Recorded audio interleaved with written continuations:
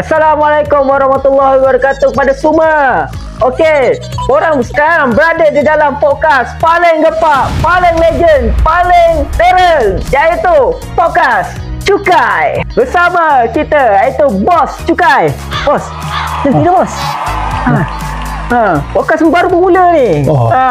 Right. Tanpa membuang masa, kita menjemput pakar cukai kita, iaitu orang yang dah lama dalam industri cukai ni, iaitu nama dia Tuan Aizat ataupun dikenali dengan Bos Cukai. Dia sangat terkenal dengan Bos Cukai. Kalau korang suka konten macam kita orang buat ni, jangan lupa komen, like and repost supaya konten kita orang viral.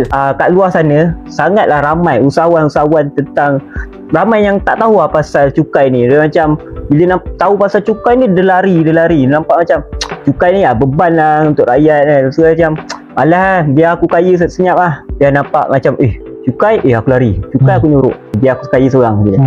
Apa pendapat Bos Cukai? Soalan dia apa tadi? Panjang sangat lah. Cukai lancar, bisnes goyang tak gentar.